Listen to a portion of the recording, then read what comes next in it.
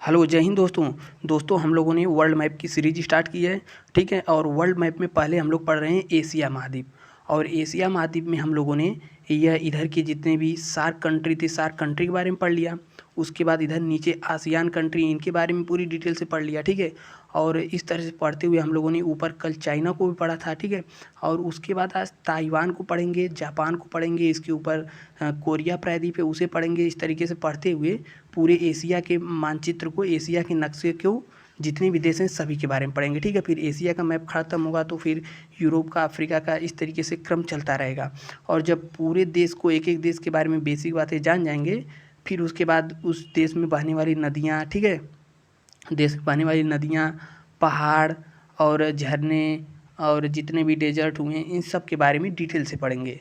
ठीक है। तो पहले सभी देशों को बेसिक बारे में हम लोग जानते हुए आज आ चुके हैं ताइवान के पास। ठीक है। तो ताइवान के बारे में पूरी डिटेल से पढ़ते हैं। देखिए, यह वाला कंट्री है ताइवान। ठीक है। और चाइना कहता है ताइवान मेरा है। ताइवान को अपना विद्रोही राज्य कहता है। कौन? चाइना। और जबकि ताइवान एक स्वतंत्र देश है। ताइवान अपने आप को स्वतंत्र घोषित किया हुआ है। और ताइवान की राजधानी क्या है? ताइपे। ठीक है। यह देखिए बात कब की है, बात है 1949 ईस्वी की। जब चाइना स्वतंत्र हुआ था तो चाइना में मुख्य रूप से दो पार्टियां थी। कौन कौन? एक कम्युनिस्ट पार्टी और दूसरी थी क्योमिंटांग पार्टी। कौन? क्योमिंटांग पार्टी। ठीक है। तो कम्युनिस्ट पार्टी वाले के समर्थक ज़्यादा थे। ठीक है। और इन लोगों ने क्योमिंटांग वाली पार्टी को मार मार के भगा दिया।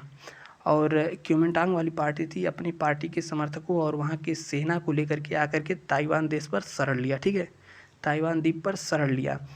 तब से क्योमिंटांग वाले पार्टी जितने के लोग थे, यह अपने आप को एक स्वतंत्र देश घोषित कर दिए। और लेकिन चाइना कहता है कि यह मेरा विद्रोही राज्य है, हम इसको लेकर के आएंगे। ठीक है। तो ताइवान के उस समय जो नेता थे, कौन थे? चान काई शेक। ठीक है। जब चाइना ताइवान को भगाया तो उस समय ताइवान के नेता थे चान काई शेक। और ताइवान को पीपुल रिपब्लिक ऑफ चाइना कहते हैं। ठीक। और देखिए, जो भी देश ताइवान से व्यापार करते हैं या फिर संबंध रखते हैं, किससे? चीन से जो भी देश व्यापार करते हैं, वह उन्हें यह मानना पड़ता है कि ताइवान जो है चीन का ही भाग है, तभी वह इस देश से व्यापार कर सकते हैं। भारत भी जितने भी व्यापार चीन से करता है तो पहले उस एक संधि पर चीन हस्ताक्षर करवा लेता है कि ताइवान मेरा ही राज्य है। तो इस तरीके से ताइवान से कोई भी देश खुल करके व्यापार नहीं कर पाता है। ठीक है। और इसके आगे देखते हैं। देखिए, ताइवान के जस्ट ऊपर है कौन? जस्ट ऊपर है जापान। ठीक है। तो जापान के बारे में हम लोग पूरा देखते हैं। जापान जो है यह लगभग 3900 द्वीपों पर बसा है। कितने? 3900 द्वीपों पर। और जो नीचे इंडोनेशिया था वह लगभग कई हजार द्वीपों पर बसा था। ठीक है। वो भी तो जापान जो मुख्य रूप से इसका जो सबसे बड़ा द्वीप है वह है कौन? होक्काइडो। सबसे बड़ा द्वीप है होक्काइडो। सबसे बड़ा नहीं, सबसे ऊपरी द्वीप है होक्काइडो। उसके बाद जो सबसे बड़ा द्वीप है उसका नाम है होन्शु। ठीक है। और होन्शु, और उसके बाद है शिकाकू यहाँ पर, और यह है क्यूशू। ठीक है। तो इस तरह जापान के कौन कौन से द्वीप हो गए? होक्काइडो, होन्शु, क्यूशू, होकाकू। ठीक है। और जो होन्शु द्वीप है यह वाला, होन्शु द्वीप पर पेट्रोलियम की मात्रा बहुत ज़्यादा है। पेट्रोलियम का भंडार है। सबसे ज़्यादा पेट्रोलियम जापान में कहाँ से निकलता है? होन्शु द्वीप से। और होन्शु में है क्योटो प्रोटोकॉल, जो कि पर्यावरण से संबंधित लागू किया गया था। क्योटो प्रोटोकॉल यहीं पर है। और नागोया जो कि मोटर वाहन की कंपनी है, नागोया मोटर वाहन। ठीक है। वो भी यहाँ पर है। और ओसाका, जापान का सबसे बड़ा शहर ओसाका भी यहीं पर है। और इसे पूरब का मैनचेस्टर कहते हैं। ठीक है। पूरब का मैनचेस्टर कहते हैं किसे? ओसाका को। पूरब का क्योंकि यह जो देश है जापान, वह प्रशांत महासागर में पूरी तरीके से स्थित है। और उत्तरी गोलार्ध में, ठीक है, पूर्वी गोलार्ध में इधर है। और जब भी पृथ्वी हमारी है, पृथ्वी ऐसे घूमती है। ठीक है। तो पृथ्वी जब घूमती है तो सूर्य का सबसे पहला दर्शन जापान को होता है। ठीक है। सूर्य सबसे पहले कहाँ दिखता है? जापान में। इसीलिए जापान को उगते हुए सूरज का देश भी कहते हैं। और इसको तो कहते हैं एशिया का मैनचेस्टर, ठीक है। मैनचेस्टर जो है इंग्लैंड का एक शहर है और वहाँ पर कपड़ा उत्पादन बहुत ज़्यादा होता है, जिसके कारण जिस कंट्री में कपड़ा का उत्पादन ज़्यादा होता है उसे मैनचेस्टर की संज्ञा दे दी जाती है। लेकिन मैनचेस्टर जो असली शहर है वह कहाँ पर है, इंग्लैंड में, ठीक है।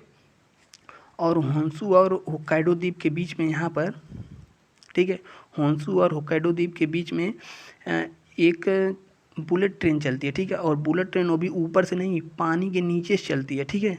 तो पानी के नीचे से बुलेट ट्रेन कहाँ चलती है, होन्शु और होक्काइडो द्वीप के बीच में। और इसके बीच में जो ये जो संधि है, इस संधि को कहते हैं सुगारू जल संधि, और इसके अंदर से बुलेट ट्रेन चलती है, ठीक है। अब आते हैं इसके नीचे, देखिए यहाँ पर एक क्योशो और दूसरा द्वीप है सेकाकू, ठीक है। तो जापान के कौन कौन से द्वीप हैं, होक्काइडो, होन्शु, क्यूशु, सेकाकू। और क्यूशु द्वीप पर है नागासाकी शहर, जिस पर द्वितीय विश्व युद्ध के दौरान बम गिराया गया था, ठीक है। और क्यूशु द्वीप पर है हिरोशिमा। हिरोशिमा पर 6 अगस्त को बम गिराया गया था, 6 अगस्त 1945 को परमाणु बम, जबकि नागासाकी पर उसके 3 दिन बाद 9 अगस्त 1945 को गिराया गया था। और जिससे जापान ने द्वितीय विश्व युद्ध में जो जापान तबाही मचाया हुआ था वह तुरंत ही सरेंडर कर देता है। और इसके पहले जानते हैं कि अमेरिका ने इस पर बम क्यों गिराया था।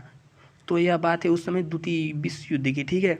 तो द्वितीय विश्व युद्ध चल रहा था, उस समय जापान और जर्मनी 2 टाप के देश थे, यही दोनों पूरे देश में तूफान मचाकर रखे हुए थे।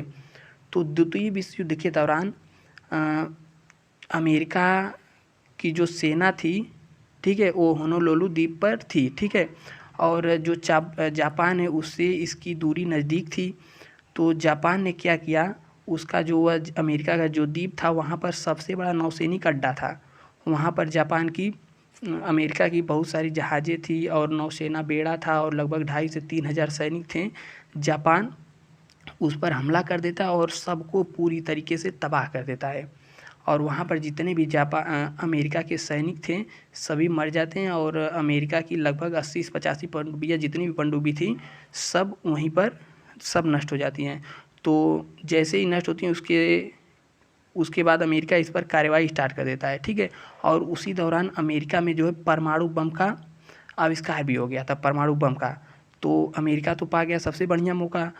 तो अमेरिका जो क्या किया, इस पर 6 अगस्त और 9 अगस्त को हिरोशिमा और नागासाकी पर एक एक बम गिरा दिया, परमाणु बम, ठीक है। जिसकी वजह से जापान पूरी तरीके से आत्मसमर्पण कर दिया जापान के अमेरिका के समक्ष, और यहीं से द्वितीय विश्व युद्ध का अंत हो गया, ठीक है। और आगे देखते हैं,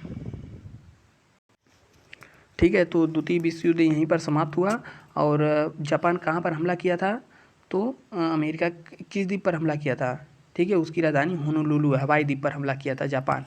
और इसके बाद जापान पूरी तरीके से आत्मसमर्पण कर दिया और कहा यदि कोई देश हमारी सुरक्षा की गारंटी लेता है तो हम सेना अपनी नहीं रखेंगे, ठीक है। तो अमेरिका उस समय जापान की सुरक्षा की गारंटी लिया है और जापान के पास मुख्य रूप से कोई सेना नहीं है, ठीक है। जापान की सुरक्षा कौन करता है, अमेरिका। जिस तरीके से भूटान की सुरक्षा भारत करता है उसी तरह से जापान की सुरक्षा अमेरिका करता है,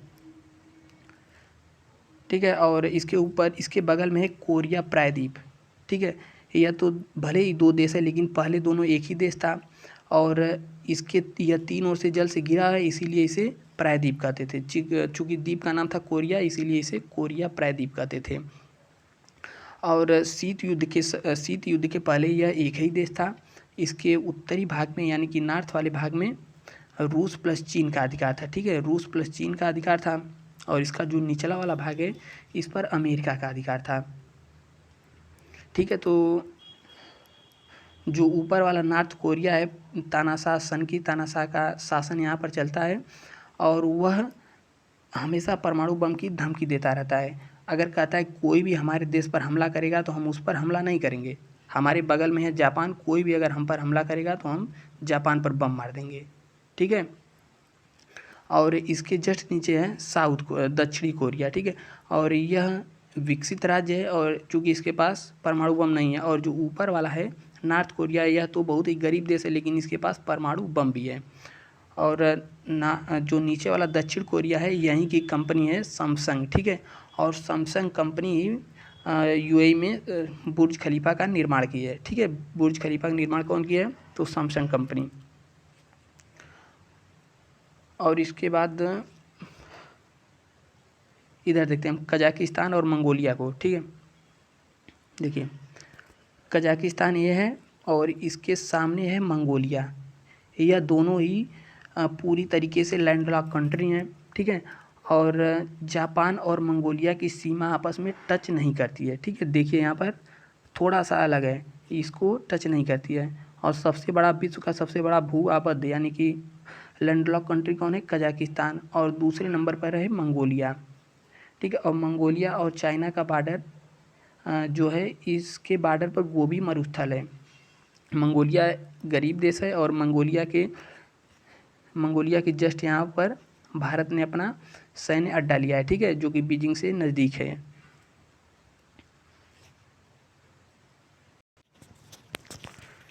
ठीक है, तो इस तरीके से आज हम लोगों ने इतना पढ़ा। एक बार फिर से रिवीजन कर लेते हैं, ठीक है। ये है ताइवान, ताइवान की राजधानी है ताइपे, और इस पर चीन अपना अधिकार बताता है और यह चीन पर अधिकार बताता है। और इसके जस्ट ऊपर है कोरिया प्रायद्वीप, ठीक है। कोरिया एक प्रायद्वीप है, ये तीनों ओर से जल से घिरा हुआ है। इसका उत्तरी भाग को उत्तरी कोरिया, दक्षिण भाग को दक्षिण कोरिया कहते हैं। उत्तरी वाला भाग परमाणु संपन्न है, जबकि दक्षिणी वाला भाग अमीर है परंतु परमाणु संपन्न नहीं है। सैमसंग कंपनी यहीं की है। उत्तर कोरिया और दक्षिण कोरिया के बीच से एक रेखा जाती है जिसे 38 डिग्री समांतर रेखा कहते हैं, ठीक है। और दक्षिण वाला कोरिया जो है, इससे अमेरिका के संबंध बहुत अच्छे हैं। और जो नॉर्थ कोरिया इससे चीन और रूस के संबंध बहुत अच्छे हैं। इसीलिए यह बगल में जापान जो है, जापान पे अमेरिका का अधिकार है। और यह अमेरिका यदि इस पर कोई कार्रवाई करता है तो यह जापान को मारने की धमकी देता है। और जापान के बारे में हमने पढ़ा, यह होक्काइडो सबसे ऊपरी द्वीप है, यह वाला।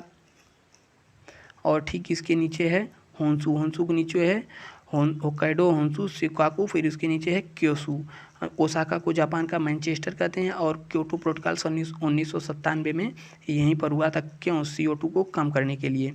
और नागोया को जापान का डेट्रॉयट कहते हैं और इसकी राजधानी टोक्यो है, ठीक है।